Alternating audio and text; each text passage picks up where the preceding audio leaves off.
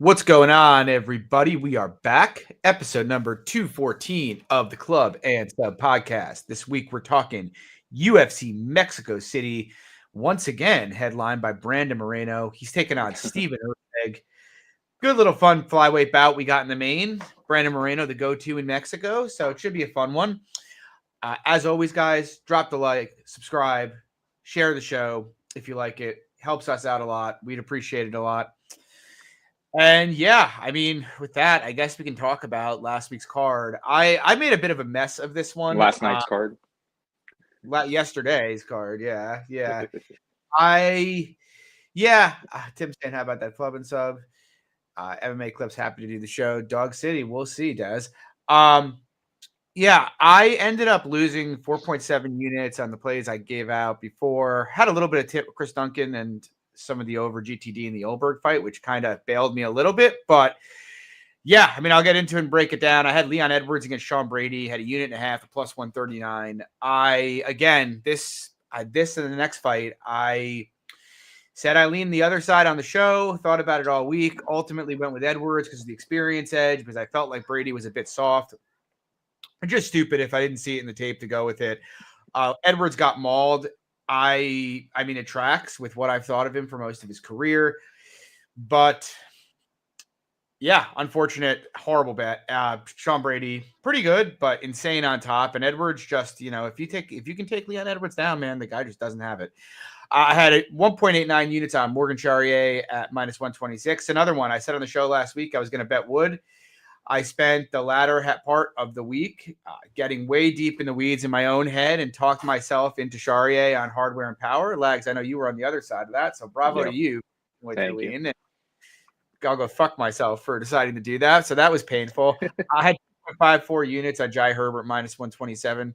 I don't really regret this that much, to be honest. I ended up getting CLV on it. I felt like if Jai had just done a bit more, he didn't have to do much more. Like 2 or 3 more strikes. We were talking about that right before the pod. Yeah, it's like I kind of felt like watching live. It's like the dude just didn't have enough urgency really to go out there and win the fight. The fight was there for the taking, 100% for him. Like I didn't think a Padilla win there was great in hindsight. Really, it felt like a 50-50 fight. Like Padilla didn't really. He didn't get his calf kicks going. He did clip him with an elbow late in the fight, but other than that. He didn't really get the grappling going. Any offense. No, he didn't. So, yeah, it's disappointing performance from Jai, but it is what it is. I don't really regret it. I had a unit on Felipe Dos Santos plus 275. It looked good early, but, I thought Dos Santos would have a bit of a better time getting up against Lohner than he did. I actually was pretty impressed with Lohner dealing with that cut and the kind of violence he was dealing with from Dos Santos, even on bottom, gritting it out and winning that decision. Truth is, even though it played somewhat close, I kind of think after seeing it, Lohner could probably do that a lot more often than not if he actually took that path from the get-go, So I don't really think that was a great bet. Then I had 2.5 units on Marcin Tybura, plus 124. It cashed. I thought he won the fight live. It was very, very competitive, but I did think he won. But again, I'm not sure it was a particularly great bet, to be honest. Maybe it looks a lot different if, yeah. No, go ahead. Just finish your thought there. No, just finish your thought there. I was going to say, maybe if he gets that takedown at the end of one earlier in the round, and we see him work on top, I feel differently. But ultimately, it just came down to being a sloppy striking affair, right? And, I knew that Parkin's striking was shit. The guy got outstruck by Kyle Machado. But I did not expect if one of them was going to get 3 minutes of top time and land a bunch of ground and pound, it was going to be Mick Parkin. So I don't think it was a particularly great read, but obviously happy to cash it. What were you going to say, Lex? Well, the first thing I was going to say to you, actually just bring it up right there, was I kind of mentioned it on the pod too, that if there wasn't a ton of grappling from the Tybura side, that it probably was going to be that sloppy striking affair that we saw. What I actually was going to say was a lot of people thought that was a robbery. I don't think that was kind of some crazy decision. Could you have given it to Parkin? Sure. But close decision either way. Sure. I thought round 2 was a pretty clear round. I thought round 3 was a pretty clear round too. I was kind of surprised. Yeah, I think it came down to the first 50, round. 50. Yeah, but the first round was really close, and Tybura got a takedown at the end. But yeah, I don't think it was great. And I had a half unit on Kevin Holland by decision at plus 400. that was nice. That hit. Fight went Great more or bet, less yeah. as I expected. Yeah, I should have taken the over too. Honestly, I was thinking about it. And I almost took the Gunner under, just so won't engage. great read on your part there. Then I had the goes the distance in Duncan and Vucenic. I'm curious your thoughts here, because I know Duncan. I had Vucenic ITD, so. Yeah, I know Duncan dropped him, and I know he submitted him, but I also felt like the pace was like not very high, for most of the fight. Like if Vucenic doesn't go full retard, he probably doesn't lose the fight, Yeah, literally. And then, and speaking to that point, I again had 1.1 units on Vucenic's ITD, and the guy kind of like fought like an idiot in the second round there, like going for that takedown. Like I thought he was doing pretty well on the feet. Like not saying he like, oh my God, he was on his way to getting a finish by any means, but like more or less he had better chance on the feet. I don't know why he even went for the takedown. Yeah, I agree completely. I mean, he was winning the feet easy. Other than the knockdown, he was kind of dominating on the feet. And then I had 1.9 units on fight goes the distance at -190 in the McCann fight. That was a horrible bet. And the crazy thing is watching that and seeing Thainara on the ground, I really don't. She's a decent wrestler. I really don't think she's a particularly gifted grappler, though. I thought Molly had a lot of opportunities to turn through on the back there. I felt like, it was a combination of a Molly retirement fight. And also, part of my analysis was, the women who have subbed Molly McCann or finished her on the mat are Jillian Robertson, Erin Blanchfield, and, Julia Stoliarenko, all really dangerous, all kind of specialists. I didn't see that from Thainara, but he didn't need to. I mean, Molly just had no idea what she was doing there. So, yeah. She never really does anyways, usually on the mat, to be fair. No, she doesn't. Yeah. She doesn't. So, yeah, it was not a great card for me. I'm very disappointed in the Charrier and Edwards bets. I really just should have stuck to my early guns on those fights, but is what it is. We move on to this week. How'd you do, Lags, last night? Yesterday. So I had that bet, the 1 unit bet on the Vucenic ITD, which didn't come through. I had a half unit on the Wood fight to end split at +330, which didn't come through, but I did have Wood money line at +140, so that came through for 1.4 units. And then the last bet I had, which I thought was a great one, was the Fletcher and Loughran went to split. So +230 on that as well. Yeah. Yep. So finished nice. Plus 1.45 units there. Speaking of Fletcher and Loughran, you owe me a shot for it. Oh, do I really? I you do. I completely forgot about that one. I've been piecing you up on it. I may have gotten dumpstered on the card. I haven't winning the shot bets though. So while Lags is going over there, we'll jump into this card. We got Mexico City, big elevation here. I believe it's over 6,000 feet, if I'm not mistaken. So it's probably going to affect all these fights. But we'll start at the top. We got Austin Hubard, or the bottom, I suppose.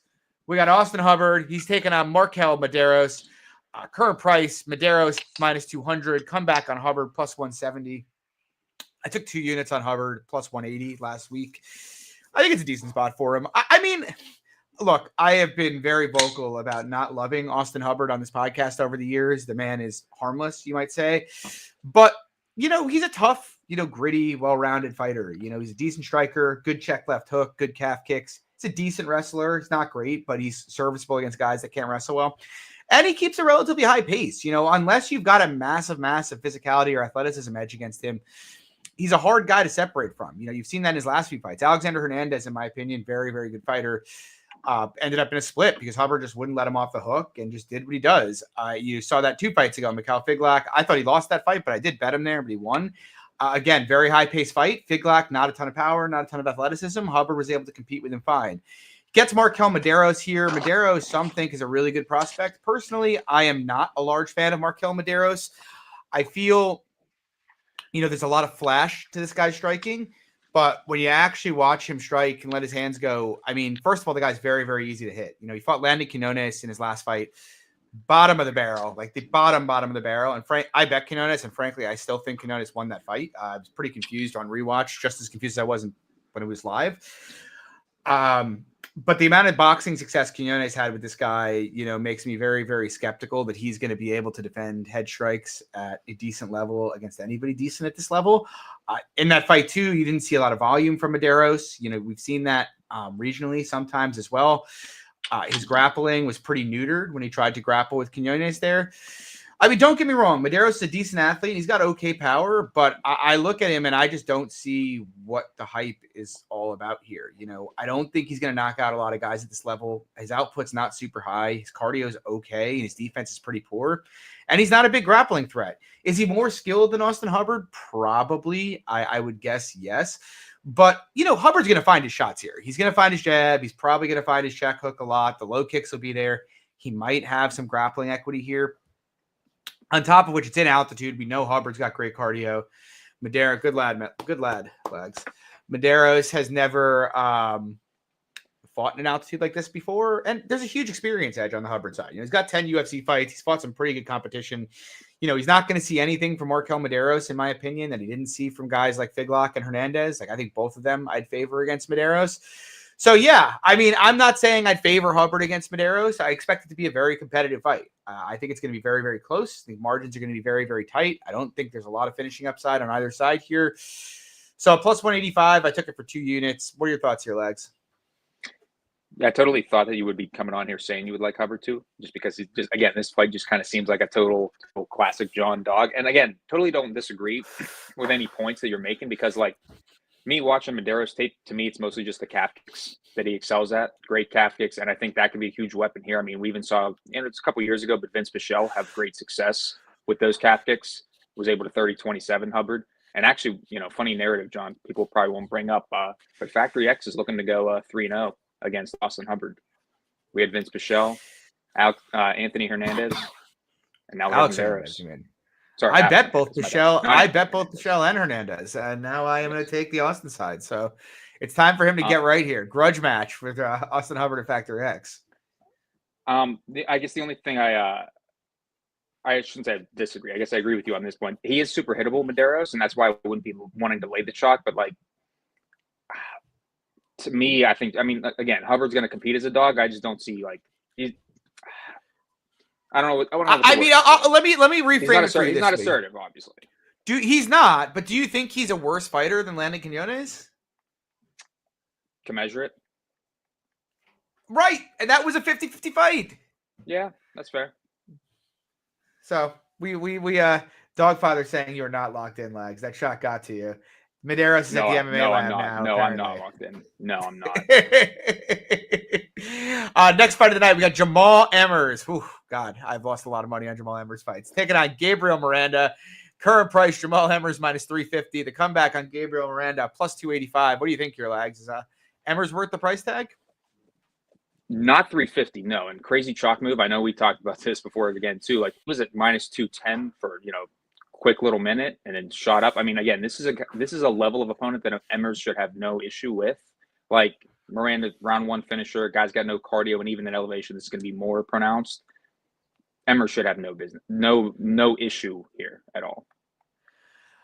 Yeah, I mean, I seen the minus 210, or had I had an account that had it, I would have bet it. I feel like he unironically has a minus 900 skill set here, matchup wise with Miranda.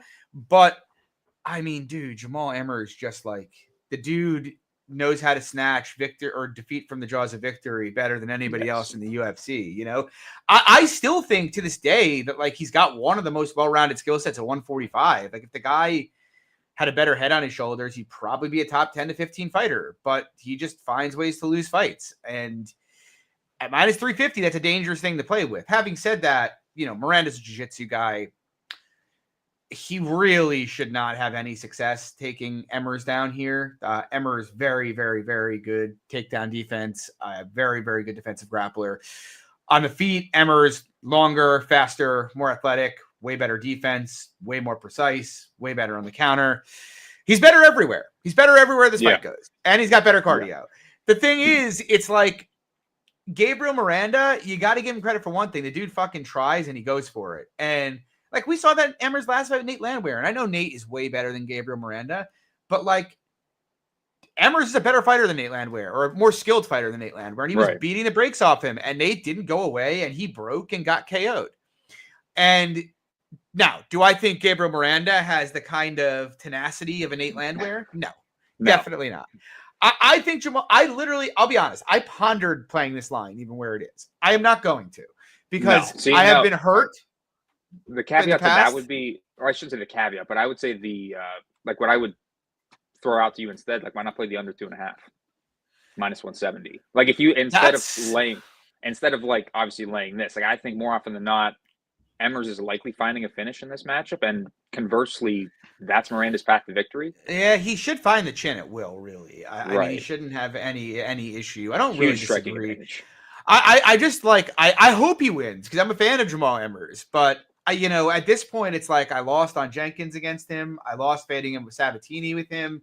I can't do it anymore. I cannot get my heart broken by Jamal Emmers again. So I think he wins. Especially not at 350 though.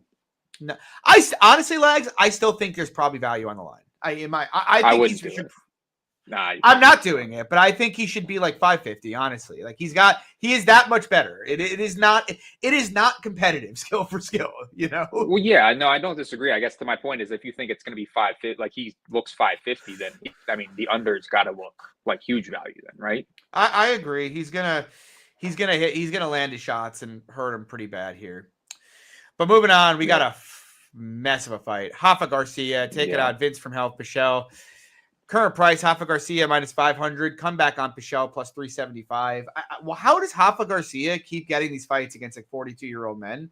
A couple years back, 3, 4, or 5 years ago, I'd have smashed Pashelle here, but he wouldn't have been at this price, right? Like I think Vince Pashelle at his peak was probably a better fighter than Rafa Garcia. He's a better boxer, slicker, better calf kicks. Commensurate wrestler to him, maybe a bit better of a scrambler. Obviously, he's fought a higher level of competition in the aggregate, but I don't know, man. I watched Vince's last 2 fights, and the dude's done.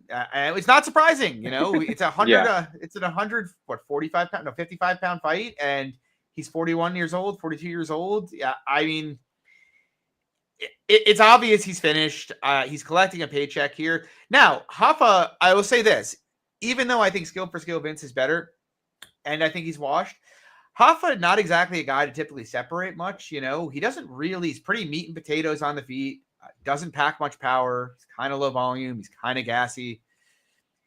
I don't think he's going to hugely out wrestle Pashelle, which makes you like wonder. Is Vince value? But I just can't do it. Like I think Vince is done, and I think there's an obvious setup fight for Rafa in Mexico. Yeah. He should land the better shots all fight.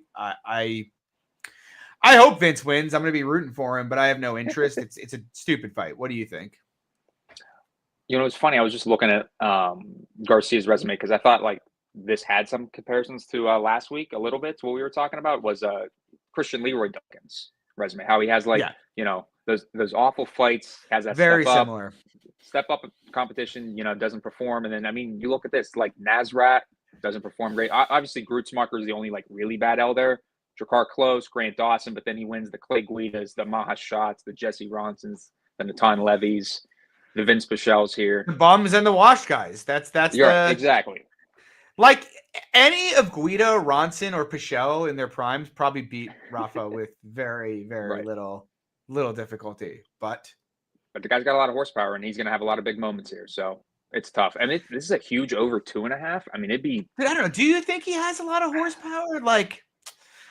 He's got like 1 KO in his career, and he doesn't really hurt many guys on the feet. I should say in terms of like him versus Vince, not like I'm not going to say like that's fair. That's fair. Yeah, that's fair. Moving on, we got Julia Psycho Palastri. She's taking on Lupita Gadinz. Current price Gadinz minus 220 to come back on Palastri plus 185. What do you think, your legs? Like in theory, I don't think Lupi should have much issue. I know like everybody's going to say, oh, Lupi, big juice. Like, what can you do with that? But like, I think she should have no issue in terms of like the striking. I think she's a much better boxer than Palastri, much more volume. And I think she's got a decent wrestling edge. Though I think early in the fight, Palastri, she seems pretty physical. I do think like it could be tough for Lupi to get her down early, but I think Lupi's got much better cardio down the stretch. I think it's a good matchup for her.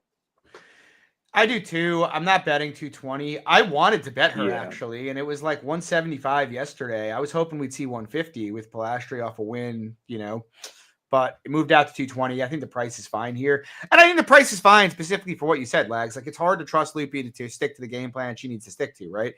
If I could trust her to stick to that game plan, I'd bet her here though. I think she's got the scope to be minus 500, minus 600 here. It's just at this point, she's been so inconsistent with the wrestling. It's how can you trust her at minus 2xx to go out there and attempt 10 takedowns on the feet?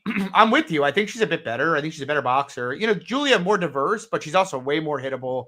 I don't love her volume at times, especially when people put her on the back foot. In the grappling, we all know how this could go. Julia's TDD has improved, obviously, but Loopy is a much, much, much better wrestler than Corey McKenna. If she wants to get Julia down, she's gonna. And that dynamic, and we've seen Julia on bottom has nothing. She literally is a fish on the mat. That's enough for me to stay away. I mean, I have no interest in Julia. It would only be Loopy for me, but minus 220 price is probably right. So I think it prices in a fair amount of her fighting like a dumb fuck and not grappling. That right? That's why it's not minus 400. That is why it's not minus 400, right? And I think that's justified. Honestly, I've seen it too many times. Moving on though, we have got Melchizedek Costa taking on Christian Rodriguez. Current price on Rodriguez minus 141. Comeback on Costa plus 121. I bet Costa plus 140 a bit earlier. I feel this is an interesting fight.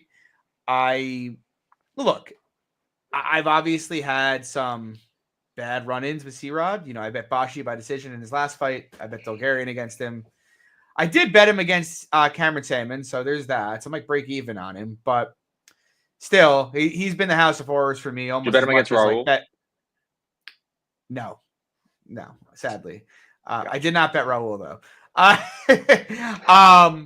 But look, I think C-Rod, we know what he is at this point, right? The guy's, an elite anti-grappler. Pretty good, okay takedown defense, but an elite scrambler, insane cardio. If you try to wrestle this guy for 15 minutes, you're going to have a hard time. You're probably going to gas out. He's probably going to put it on you. Insofar as his striking goes, I'm a bit more skeptical. He's a decent striker, don't get me wrong, but he hasn't really had a performance that distinguishes itself for me. He's a fairly flat-footed boxer. Now, he does throw good combos in the pocket, good jab, decent amount, turns over his punches pretty well, but I watched that Cameron Sammon fight back, and Sammon that's at 135, and Sammon is pretty non-physical, to be honest. He's almost kind of a noodle, I would say, after watching that Peyton Talbot fight. And that was a very, very competitive fight. It was very, very close. Christian won, fortunately, and then I watched the Julian Erosa fight, and he had some success on the feet with Erosa, but Erosa, who's famously chinny in the first round, had no issue dealing with the power that was coming at him there. And I also think he's kind of flat-footed. So he's taking on Costa. I don't know what to make of Costa. He's obviously got some weaknesses in the grappling, at least in terms of the wrestling. I think he's a decent grappler in the aggregate, but I'm not really sure how much Rodriguez is going to be able to capitalize on that. If he can, then the price is justified, right? But, Thiago Moises had a hard time controlling Melchizedek Costa early in their fight. And Moises is a 55er. Rodriguez is a former 135er. And on the feet, look, the whole fight's going to come down to whether or not Rodriguez can dictate pocket exchanges. If he can, he's probably a better pocket boxer. Will probably land the harder, flashier headshots. But I don't think Costa's an easy guy to cut off, man. The way he kind of had on, the fight only went one round when Costa finished it. But the way he had Feely out of sorts on the feet was pretty surprising. And I don't think Rodriguez has tangibly better footwork than Andre Feely does. I don't think he's going to have an easy time corralling Costa. And if he can't do that, Costa's going to land way more strikes than him over the course of this fight. I have some concerns about the head strike difference between the two because Costa doesn't throw a lot of head strikes and Rodriguez does. But I think it's going to play very, very close. I shouldn't say the only way I'll be wrong, but the only way I think the read will be very far off is if I'm wrong about the grappling dynamic. But, Costa held his own with Shaylin. Now, Shaylin's not a great grappler, but he's a freaking tank, He's a guy who should be fighting at 55, and Rodriguez is a fat 45er, really. And he's pretty one-dimensional, though, in his approach, though. Shaylin. Yeah, he's not a good striker, though, so. Thiago Moises got him down 4 times. He eventually did sub him, but it took him a while. And Moises is a much better offensive grappler than Christian Rodriguez is, and he's way bigger and he's way stronger. So I kind of think they're going to mostly strike, and I think it's a pretty close fight. I think it's almost 50-50 here. Give me Melchizedek Costa. What do you think? So I figured we were going to have differing opinions here. And so I do like the C-Rod. I do like the C-Rod side here, and I'm going to actually just wait because it looks like it has been pretty much one-way traffic. But let's talk about the striking first. if Costa can dictate the range and just get his kicks off, again, to your point, he will probably look like value because, again, to your point, C-Rod footwork, not the best. I just think that's particularly the highest percentage outcome personally. I think the bigger shot's going to be landed by C-Rod on the feet. In terms of the offensive grappling, I think C-Rod, again, can get the takedowns here. And I think if this fight's just fought at like a high pace that I expect it to, I just expect C-Rod to, have the more output, again, more offensive wrestling success, to my point again. So yeah, I like C-Rod here. I think it's probably going to close like C-Rod, like short fave. I'm going to give you a chance to win your shot bet back from next week. What do you think? We can do that. We'll do a 2 for 1. Right. John, how about that? 2 for 1. 2 for 1. Like double down, like 2 for 2. Oh, 2 for 2. Okay. Like if C-Rod wins, you're chasing here, Legs. You are chasing. Listen, I'll chase the shot. I'll chase the shot bet record all I want, John. Not the real bet. That's the thing we got to hone in on. Moving on, we got Atiba Goautier making his debut. He's fighting Jose Medina. Current price, Goautier, big favorite, minus 420. Come back on Medina, plus 320. To me, it's just he's Atiba Goautier, a lot like Josiah Musasa, and I don't say that because he's African and black, although both those things are true. But he is very young, very athletic, hits very hard, very explosive. I compare him to Musasa because obviously he's built in the same manner, and I think similar to Musasa, Goautier is very green. He's a very, very green fighter. Yeah. I don't think his game is that refined, and I think he needs to be spoon-fed like low-level prospects early on while he actually develops some skills. But also similarly to Josiah Musasa, I think he's got a bit of upside in his career if he can actually learn some any actual technical ability. And he's fighting Jose Medina here, which is a really soft landing for him in the UFC because Jose Medina, I think, is maybe one of the worst fighters to ever get a contract. Certainly one of the worst fighters on the roster at the moment. Guy is just awful, very hittable, bad cardio, not a great grappler, not a particularly great offensive striker either. I mean, they're giving him this fight to go out there and knock Medina out. Medina has never been KO'd before, but I do sort of think it's going to come here because he is just so. I mean, Reese hurt him 3 or 4 times in their fight. I think it's only a matter of time till this guy gets put down violently and permanently. I shouldn't say permanently. That sounds pretty dark. It's not right. Geez. But I can't give much of an analysis here. Medina's terrible. At least in the Musasa fight, Carlos Vera, there was like, okay, Musasa's green. Carlos Vera, pretty good submission specialist. He has some upside there. I don't really see. I mean, he could clip him and knock him out, obviously, but like I don't see a ton of upside on the Medina side. Do you? No, like the upside is staying alive, maybe taking over the backhand of the fight. Like to me, him getting Goautier out of there would be like a death gas type of finish. Like to your point, even clipping him in the side of the head. Like to me, Medina doesn't have much power at all. So, dude, he's horrible. Yeah. One of the worst. Moving on, we got Edgar Chavez. He's taking on CJ Vgara. Current price, Chavez, pretty big favorite here. He's minus 280 to come back on Vgara, plus 240. What do you think, Lags? Think it's wide? So even this is a big one. I'm not going to offer you a shot bet, a 3-1 shot bet for you on the underdog because I know you. I'll take the 3. I'll take the 3-1 shot bet. Yeah. No, I won't. But listen, is this line wide? A bit, yeah, but to me, Vgara, I said it before, I think Vgara is a bit of a generalist. Like, he has some good volume, he's tough, got good cardio, but the guy's not a huge hitter in terms of offensive grappling. The guy doesn't have much to speak of at all. Like, I think Charles is going to have the bigger moments here on the feet. I think he has more finishing upside as well. I think he could find a finish, but again, like I mentioned, Vgara is super tough. Yeah, I mean, I think Chavez should be a favorite, like in the minus 150 range, maybe. He's the more skilled fighter, right? I would say like he's got personally. He's got good low kicks. He's got good power. He's pretty fast, but he can't grapple worth a shit. His cardio is pretty suspect, in my opinion. I don't think he's a particularly defensively sound fighter. He likes to bite down and swing with guys. But yeah, I mean, he's a fun action fighter. Like, I like Chavez as a fighter. Like, very fun. He'll put out like pretty violent offense. But his style isn't really, it's the kind of style that it's very, very hard to be minus 200 unless you have just like an obscene edge in hardware. And I don't think he's got that here. Yeah, Vgara's been dropped 5 times, but like all 5 of those came in 2 rounds. You know, in the first round against Hamarov, he was hurt, and then he got dropped 2 more times while he was half unconscious. Same thing happened against Daniel Lacerda. He got head kicked, and then he was hurt badly and got dropped again. Other than that, we've seen him show quite good durability in his fights. Now, I think he's a bit outgunned as a technician here, but I think the pressure he brings could be a difference maker. You know, Vgara is going to bring heat on him, and he's going to force him to exchange. And I don't really like when I watch Chavez fight. You know, what I'm looking to fade Vgara with is either a grappler or a guy with good cardio who can jab and like out footwork him on the outside. Because Chavez or Vgara can be outmaneuvered fairly easily, but Chavez isn't really either of those things. He can't really grapple much, and he likes to plant and bang, which kind of is going to let Vgara get into his range and throw shit at him here. So I feel like it's a close fight. You know, I'd give Chavez a bit of an edge early, and maybe live is better, but at over plus 200, like how can you not want to be involved pre? I feel like the cardio difference is huge.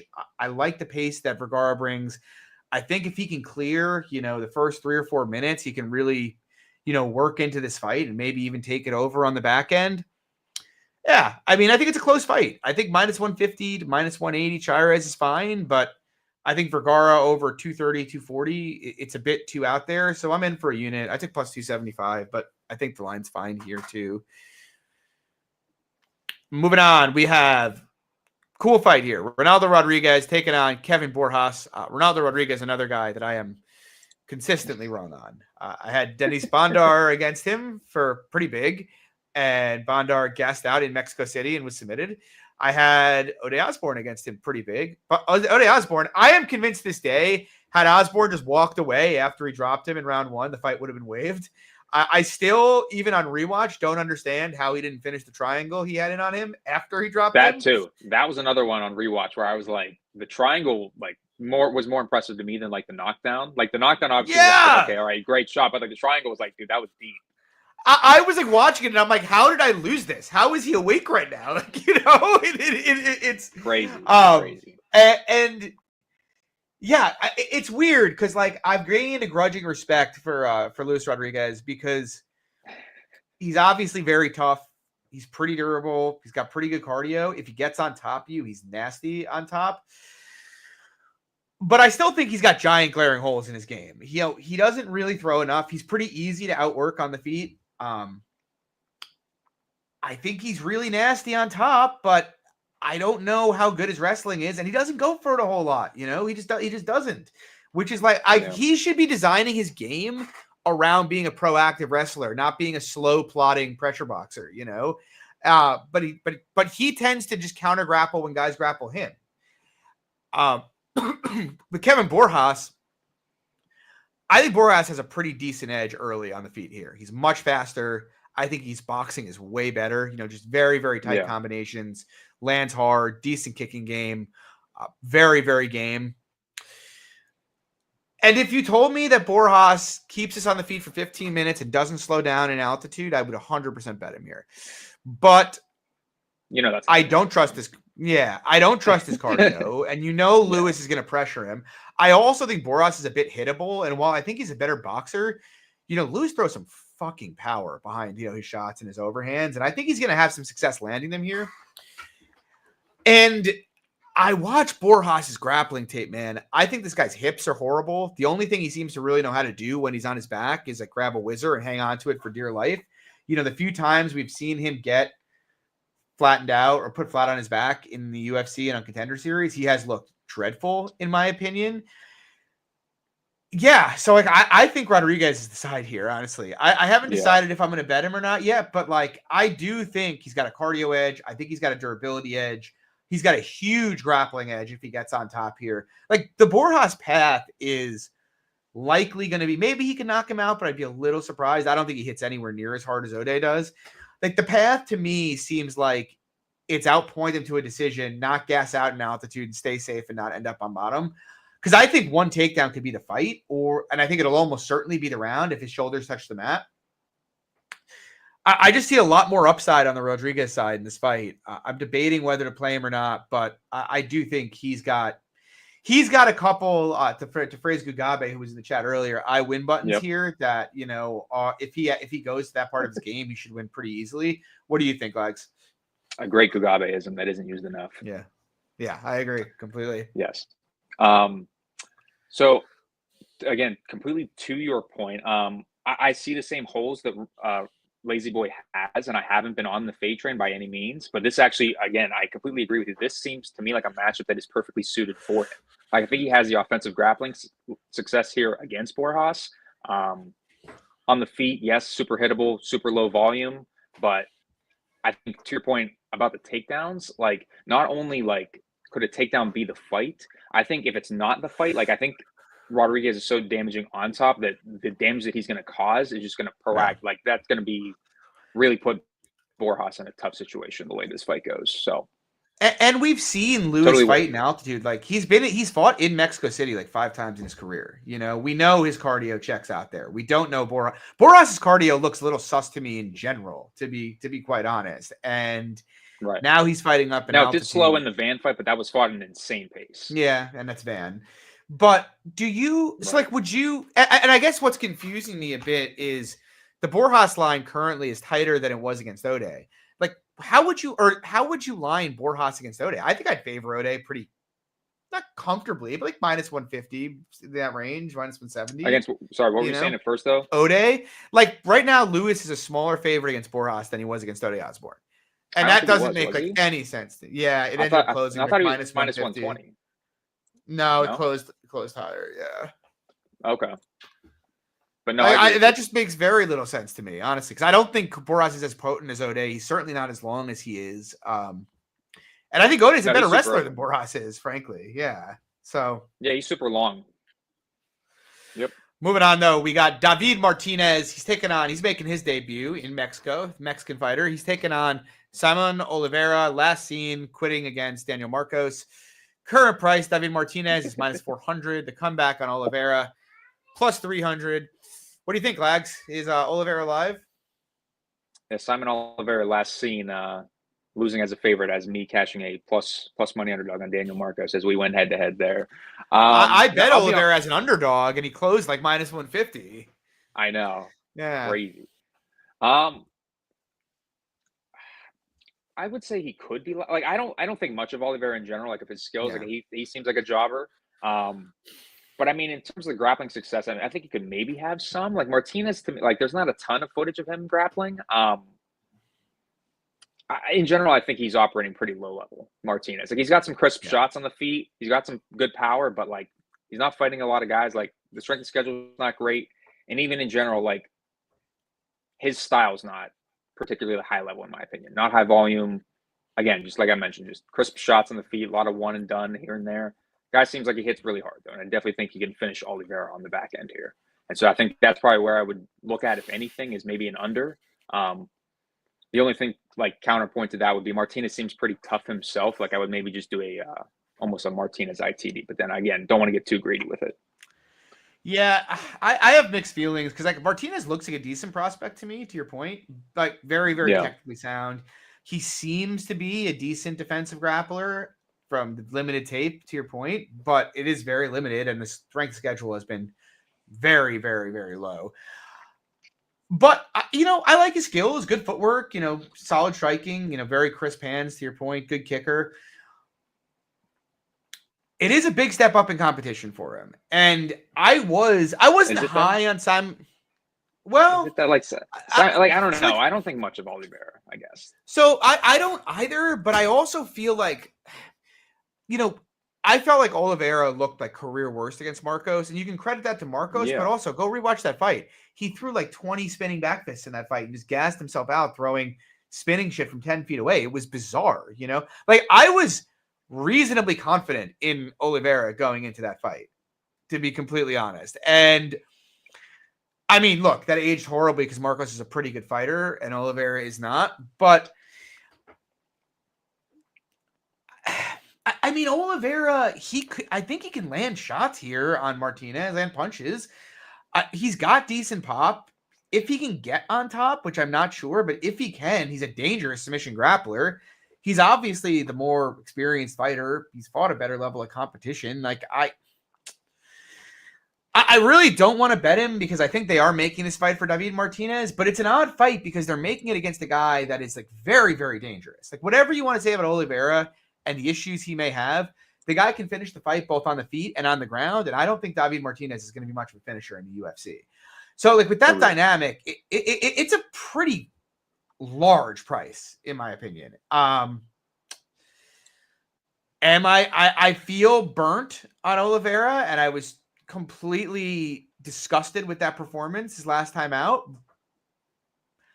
But I'm thinking about it. It's a decent buy low because there's a lot of unknowns on the Martinez side. Like I'm not hating on it. Yeah. Bro, he went from minus 150, and I know the price was wrong. I get it. But he went from minus 150 against Daniel Marcos to plus 300 against David Martinez. Like, make it make sense. That seems crazy to me. So yeah, I don't know. I honestly, I have a lot more hope for David Martinez in his career than I do for Simon Olivera. Melly Martinez's brother, by the way, in case you didn't know. But like Tim just said, this reeks of Guram and Cowie. Like it's a fucking weird fight. People are gonna line up behind this kid because he's a skilled, talented fighter. But he's minus 400. I hope not, dude. He's minus 400. Yeah. Like that's even rewatching the Guram side though. I guess that's the same thing with like my point last week. Like who was lining up to play Guram at 4-1? Like I thought the holes, the red flags were pretty evident. Like it was dogger pass. Maybe people got well. That's my thing. Like even watching Martinez's contenders fight back, he looked pretty good in it, but the margins were super tight. And Simon Olivera is certainly a better fighter than the dude he fought on Contender Series. I think anyway. Maybe I'm wrong and he's not, but I think he probably is. You know what I mean, though? Like it's this is a guy who fights on thin margins, fighting a dangerous finisher who's got a lot more experience. I feel, I don't know. I might bet Olivera. I'm debating it. I am definitely tempted. I'll put it that way. Moving on, though, we got Raul Rosas taking on Vince Morales. Current price, Rosas minus 330. The comeback on Morales is 325, come back plus 275. Legs, I'm going to tell you this right now. We're officially. I was going to say, John, is Vince a dog that's tempting you at all this week? No, what I was going to say, it is never Vince Morales season. It is like Vince Morales. One of my great loves it was losing money on Vince Morales.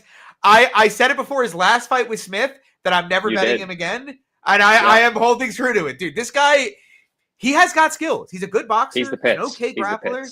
Yeah, he just doesn't do anything, man. Like, he doesn't give him Jeff a chance to win. Like, even that fight, Smith was dead gassed, and he found a way to lose round 3. Like, it was remarkable, really, to watch happen. Like, this guy, he doesn't throw strikes. He hopes you embrace a brawl, and if he doesn't, he's kind of happy to lose. He's not a great defensive wrestler.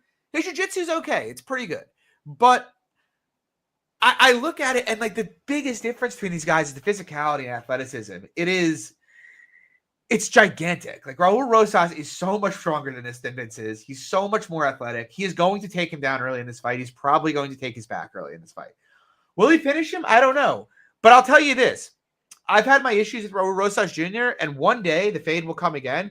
But I felt very good about betting Ricky Tercios against Raul Rosas Jr. Why? Because Ricky can scramble his ass off. And Ricky has infinite cardio. And Ricky, unlike Vince Morales, will do stuff. Ricky won a round against Raul basically off his back from activity because that is all Ricky does is work. Like the guy is an absolute dog. Not that skilled, he's a lunch belt. He's a lunch belt. Yeah, very blue collar fighter. Vince has a blue collar athleticism and is not a fighter. Like the dude just like I love him. I've bet him throughout his career and I've lost tons of money on him. But, like, let's be honest, the guy does not give himself a chance to win fights. So, you know how this is going to go, Lags, right? You're going to have, like, Raul Rosas takes him down, like, for the first 5 minutes. Round 2, takes him down a couple times. He's clearly winning for 3 minutes. Vince gets up. Raul's gassed. And everybody that bet Vince is like, come on, Vince, let your hands go. As he kind of just stares at him and lets Raul, like, teep kick him to close the round. And then when he loses the decision, everybody's like, oh, man, Vince Morales. He kind of competed when Raul gassed. He was definitely kind of value. Yeah. Yeah. No, Vince is never fucking value. That is what I am saying. That is the stance I am embracing here. But honestly, I'm half kidding. In all seriousness, I think Raul is like way too athletic for him. I feel like if you want to bet Vince, play the late stuff, look to play him live. But yeah, I bet Pepe said it. Vince against Draco was great. That was awesome. But that was a horrible fight too. He went to a very close decision with Draco Rodriguez, you know? And that is my point. This is just a guy who, like, he comes in the cage and he exists. He does enough to, like, make people interested in the talent, but not enough to win fights. I think Raul's going to get him down. I don't think he'll submit him. I think he's probably going to win a decision. What do you think, Lags? Completely agree, to be honest with you. I think Raul does win a decision here. He's not probably finding it. No, seriously, I think he does win a decision. I don't think he is finishing Vince either. And, like, you know, something we always like to do on the pod is, like, you know, talk about different matchups on the cards and, you know, shuffle around this and that. And I was just looking at this one here. Like, why are we not doing Rosas Jr. versus Simon Olivera and David Martinez way more fun. And Vince Morales? Way more fun. I like that way more, you know? Or, like, even we already did Raul and Christian Rodriguez. But, like, I'd even have more fun with, like, Raul against Edgar Chavez, you know? Oh no, that's 125, I guess. Can't do that. That's 125, yeah. But yeah, I mean, it's not Vince Morales. It's never Vince Morales.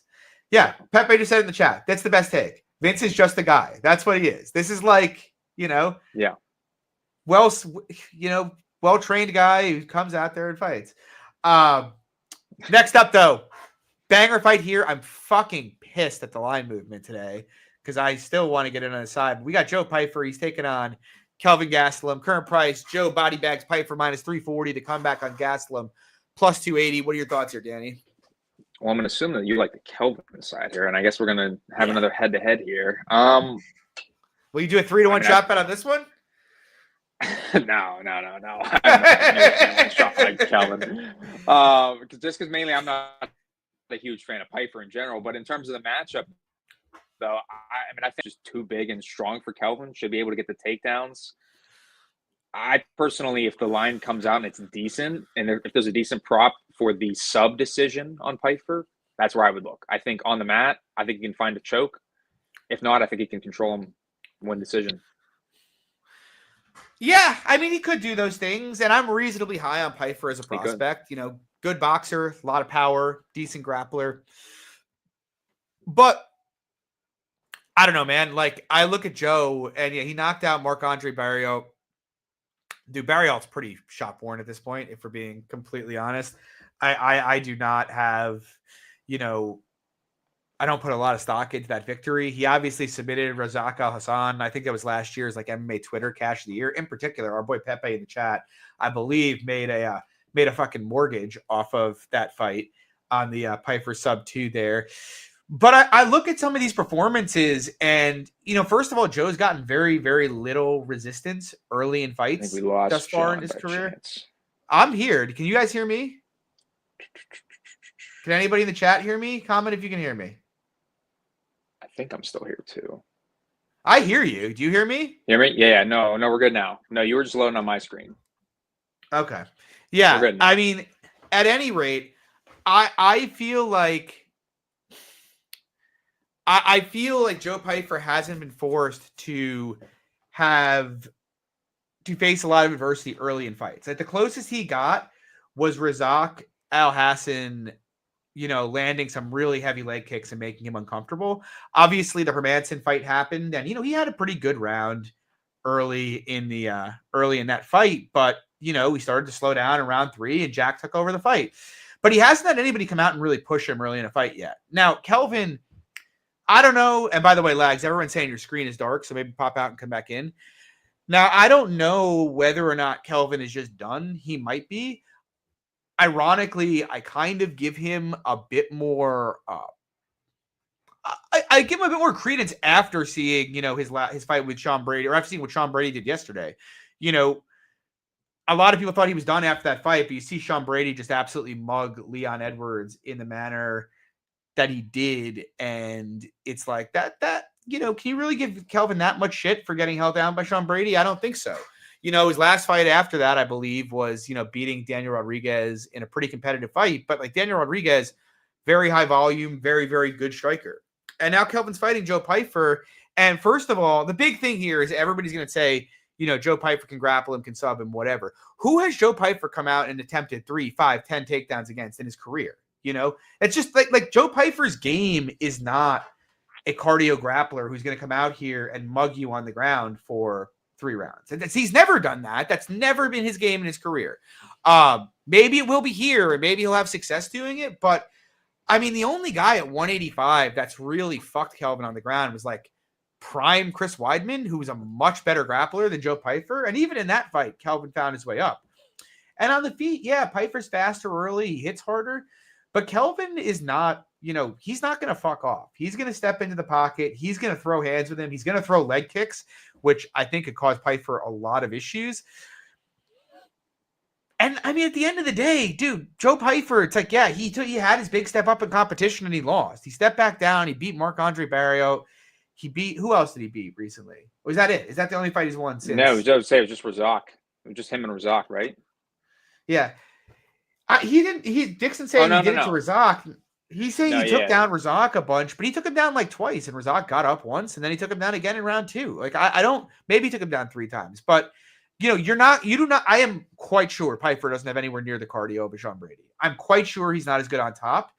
And I think there's a pretty good chance that Gastlam can work up here. And I think if they're throwing bombs in the pocket, Gastlam's chin, I trust. Maybe it'll crack one day, but I trust it, until it does, really. Pyfer's chin's pretty good, but he has not taken a hitter like Gastlam yet in his career. Like, Kelvin Gastlam's a guy who not that long ago went to a split decision over 5 rounds with Jared Cannonier. And, like, he's plus 300 to Joe Pyfer? I don't know, man. I don't think it makes much sense. I like the Gastlam side here. I'm going to bet him. I'm fucking pissed. It was plus 390 yesterday. I didn't take it. But, yeah, I'll be on Gastlam here. What do you think, Lags? I already talked about it before I Oh, did you? Yeah, that's right. You went dark. No, you're good. Well, how about this, John? A little bit. I know. Sorry about that. A little caveat here. How about or I shouldn't say caveat. I keep using that. Totally wrong use of the word there. How about Kelvin decision, John, to tickle your fancies? I could get if we get like a plus 500, plus 600 decision, I could get on board with that. Well, you probably will because the over-under is like pick 'em. I actually kind of like the over, honestly. I really don't think dude, if Sean Brady took him 14 minutes or 13 minutes to sub Gastlam, I really don't think Joe Pyfer is going to sub him. And I really don't think Joe Pyfer is going to knock him out either. Like, he could, but I'd be a little surprised by it, Yeah. So we'll see. I mean, Kelvin's super open. I mean, dude, Dirty Red saying Pyfer will be too big. Dude, Kelvin's been fighting at 180. Other than like 2 fights, he's been fighting at 185 for years, man. Like, it's not like Kelvin is this like bite-sized middleweight who just gets owned by like bigger middleweights, Like, Kelvin is a small middleweight, though. To be fair, he is a small middleweight, but I'm saying he's got the physicality of a middleweight. He's not a bitch, and he'll bang with like bigger guys. He's got the torso of a middleweight. Yeah, he does have that, and he's got the power of a middleweight. Honestly. Moving on, though, we got Manuel Torres coming off his first UFC loss to Ignacio Bahamondes, that rat, taking on Drew Dober. The current price, Torres is minus 130 or minus 129. The comeback on Dober, plus 109. I'm going to bet Dober here eventually, but I think this is going to keep blowing out. Everybody seems to like Torres this week. That's fine with me. I hope they keep betting him. Is Drew shot? Maybe, but I mean, Frivola is the only guy to KO him in recent years. The guy just went – well, he didn't go 15 minutes. It was a doctor stoppage. But, he competed pretty hard with Gene Silva, in his last fight. Took a lot of damage. He did take a lot of damage. And look, this could be when his shin goes, If he gets lamped earlier – but that's like Torres' win condition, right? Is knocking him out in round 1. Probably like the first 3 minutes. If Manuel Torres – like, I look at Manuel Torres and I'm like, this guy is fast. He's explosive, and he hits hard as fuck. That is all he is good at. His striking sucks. He does throw straight shots, but he is very easy to hit. He doesn't seem particularly defensively sound. He doesn't seem like a particularly good grappler. He's got dog shit cardio, and he's fighting over here. And on top of the fact, I don't think his durability is particularly that good. Like from a guy who backed him like in his last spot, in his first L, the flaws are totally like there. Not that they weren't there before, but again, much more there to be seen. So this is my thing. I've seen other people say Dober is live after round 1. He's live in the first round. Why? No, he's live to knock him out in the first minute. Like it's not. This isn't like Drew Dober isn't a guy who like starts slow. He's a guy who will bite the mouthpiece and go forward. And to that comment, I mean, Chris Duncan hurt Torres in the first 5 seconds of their fight, 10 seconds of their fight. So Nicholas Mona hurt him early too, like Drew Dober is like a different level of fighter than those guys. Now, he is a declining fighter to be sure. And if he gets put to sleep here, I will not be shocked. And he's had a fight like this in recent years. He fought Terrence McKinney. He's had a lot. I was going to say McKinney. Yeah. McKinney's got more skills than Manuel Torres does. And McKinney almost iced him in the first round. And then Dober rallied and knocked him out in the first round. That was an insane fight, though. Like I would obviously like to be honest with you, and I think that this fight, that's how this fight's going to play out. Like similar, like it could be a war, and I just don't think I want to have action at a pick'em on a war. Like if this was like Dober plus 150 and we were blowing this out, I think we could get to plus 125, plus 130 here. Honestly, that is like my guess, and I'm betting him either way. I was going to bet him at minus 115, and I'll give you my thinking here. He can get knocked out here, right? He can get hurt and knocked out for sure. Won't shock me at all. But past 3 minutes, I'm not really sure what Manuel Torres has for Drew Dober. If Drew Dober, and to the point you just made, Dober could knock him out in the first 3 minutes too. But if this fight is still going after Torres uses 3 or 4 explosions, what's he going to have left for him? Instead, he's just going to have an angry, stocky, like Muay Thai brawler coming forward and is ripping body shots and ripping howitzers to the chin. Like, I shouldn't say Torres can't win past 1. Sure, he can win. But from everything we've seen leads me to believe if Dober clears 2.5 minutes here, he is going to probably beat the shit out of him, in my opinion anyway. And with that dynamic, like I can't put Torres early KO against a lot of guys, I could put it higher. But against like Drew Dober, who's only been knocked out, once in his career, I can't put it past like 30%, maybe 25%, in that range. And I think like after that initial surge, Dober is just going to pump him, in my opinion, unless he's just completely done. And he's getting to the age where he could be completely done. But I am happy to bet on the hardware of Drew Dober, which I think is better than the Tober. Pepe said, do I think he'll grapple? I think he could grapple. I think it would be a terrible mistake, though, man. I think he will gas out horribly if he tries to grapple Dober. Like Dober's mixed it up with better grappler and had competitive fights with much better grapplers than Manny Torres. So, I mean, I think he'd be doing Dober a huge favor if he decided. You think Mexico City, Manuel Torres is coming out here to bang or coming out here to grapple? I mean, come on. Even if he does, man, like, dude, if Manuel Torres grapples in altitude for 5 minutes, he's gonna have a stroke on the stool. Like that is what's gonna happen. So I'm not saying it's a lock or anything like that, but I do think Dober should be in like the minus 135 range here, in my opinion. Like, I think that is, I'm not saying big fave. There's a lot of equity for him dying, or maybe losing. Maybe he gets wobbled in 2 rounds and somehow loses a decision out of that. I don't know. I don't think it's that. I don't think so. I think he's either dying early or that's it, really. But I mean, it's just, to me, it's just so tough because Dober's style is just so open. Like, he just wants that war, really. To be honest, like it's not like he's super technical in the pocket by any means. He's coming forward, looking to land hard. He's super open too. So, yeah, I mean that's kind of my point. I like Dober a lot here. I bet him at pick'em against Gene Silva. You bet your ass I'm betting him as an underdog against Manuel Torres in altitude. What do you think, Legs? You with me? I don't know if I can do it pre, and I'm not saying like I'm even going to do it like live, because again, the whole live thing, like we talked about, and I think it's even more prevalent here with Manuel Torres. Like, if we get past the round, like Dober is going to be a huge favorite after round 1 because Torres probably isn't like getting him out of there. Yeah, that's how I think it's going. Like, it's not going to be like a Torres minus like 300. I agree. And if you see Torres starting to wilt at all at the end of the first round, the price is going to fly towards Dober. Exactly. Dude, I mean, I gotta say, me and Sean had this conversation on Narcos Discord Spaces like this weekend.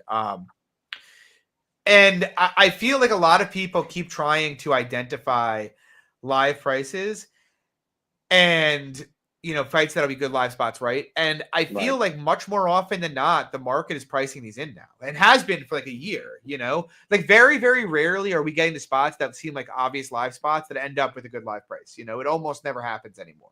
the market doesn't budge that much. It's gotten sharper, and the books have gotten sharper. So John Kelly knows what's up here. The GOAT. Anyway, we move on. We got the main event. Brandon Moreno, who last year really I laid some big chalk on Brandon Moreno last year against Brandon Royval in the main event at UFC Mexico City. Same. And it really hurt me badly to the core. Yeah, it was not fun. He's a favorite again here. He's minus 193. He's taking on Steven Erceg, Astro Boy, as they call him. Plus 168 the comeback. What do you think, Lex?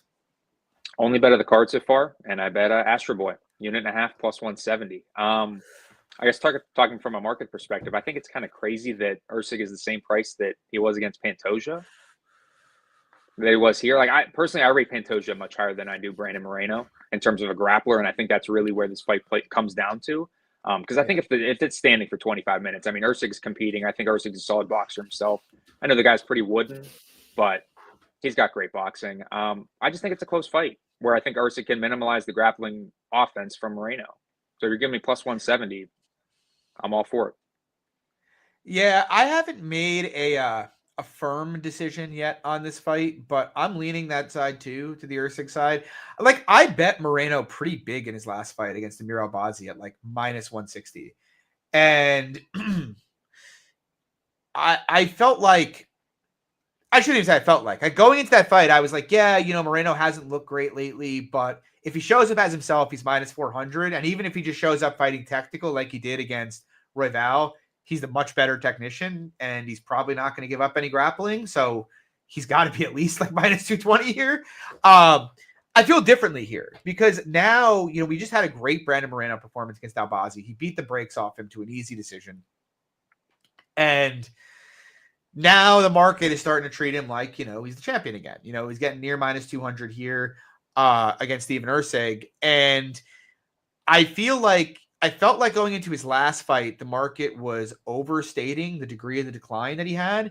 And now I feel like the market is like forgetting the decline even happened and that he had like 4 fights in a 2.5-year period that were pretty sketchy looking. And like Moreno, look, if Moreno comes out here in peak form, he'll probably win. He's a bit slicker of a boxer when he's at his best. But the thing is, even if he's in peak form, like I knew last fight, if he came out in peak form against Amir Albazi was almost drawing dead to like a meme finish, Yeah. I do not feel that way about Steven Erceg. Like he could come out in peak form, and unless he hurts or like knocks Erceg out, Erceg's going to compete. He's tall, he's long, he's got really good hands. He's a pretty damn good grappler himself, to your point. Like Pantoja struggled, and I laid big chalk on Pantoja against Erceg. And Pantoja, and I sweated my ass off in that fight. And Pantoja kind of struggled to control him a bit. I don't think Moreno is going to accumulate much significant control here.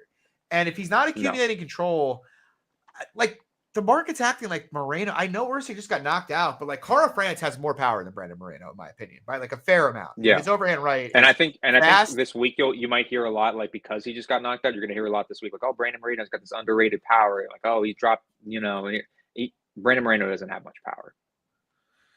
Yeah, I agree. I do agree with Pepe that I think Erceg's a bit chinny. I don't even know if it's chinny so much as he's like so linear in how he exits and how he strikes. Yeah, very wooden. And so like like you watch the Schnell fight back and he just tank shots straight on the chin, and it's like it's a great way to get yourself knocked out, and that could happen here. Right. But I do think, man, it's pretty fucking like how many? I'm gonna check right now. Like how many career KOs does Brandon Moreno have? Like not that many, I don't think. 5 in like 32 fights. I feel if they go and one of them was his doctor stoppage, the Fig fight. Yeah, I feel if they go 25 minutes here, it's very likely to be a competitive, very very close fight. I do give Moreno more finishing equity than I give Erceg. Probably a bit more grappling equity, but I don't think either guy's going to have much control. I think they're going to mostly strike. Yeah, I kind of viewed it as a competitive fight. I mean, I think Moreno's got a bit more margin because he is more durable and, he's probably a bit better boxer, when he's switched on. And obviously, Brandon Moreno has been doing the damn thing for years and years. Dude's got 32 fights. He's been fighting at the top of the division for like the last 4 years. Whereas Erceg Erceg, I think, kind of got done dirty by the UFC to a degree. He got to the UFC and just got thrown in the deep end. Dirty Red just said it.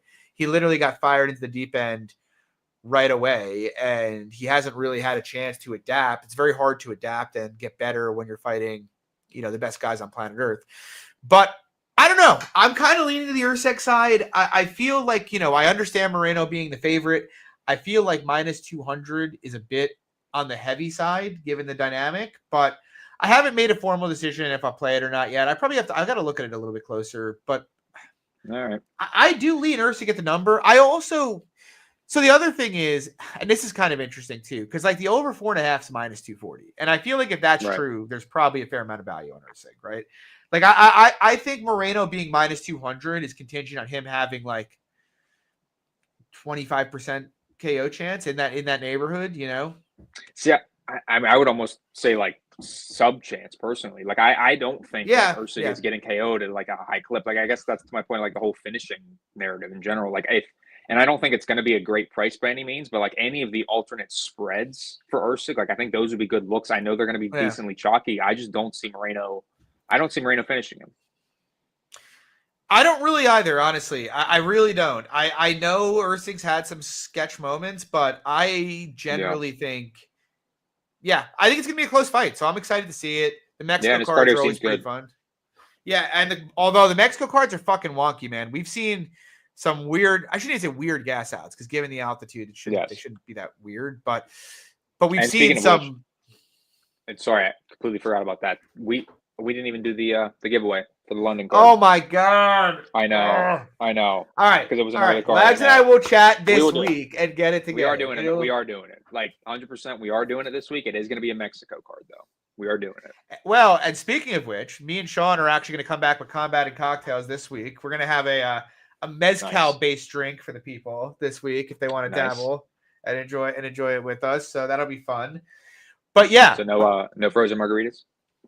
No, I don't think we'll do frozen margaritas. I'd prefer that. But Sean was saying we got to do mezcal, and I'm with that. I like mezcal. If you're into smoking, well, two drinks, right? You guys get 2 drinks, right? I want to do 2 drinks. Sean was saying we should move it to 1. I said to him, we should dress up as like British people. I don't know what British people dress as. Anybody that's British in the comments, let me know. But we should dress up as British people and do some kind of like hot toddy or some shit first, and then throw the sombrero and the scarf and everything on and go with the mezcal drink, funny. I got the look, man. Everybody thinks I'm Mexican already. Yeah. But anyway, guys, that'll do it for us tonight. Thanks for dropping by. Drop a like, subscribe, share the show, please. We'll be back same time next week, 7 p.m. We got one more shitty card next week, and then we've got UFC 314. Alex versus Volkanovski taking on Diego Lopes. That is an amazing card, honestly. Yes.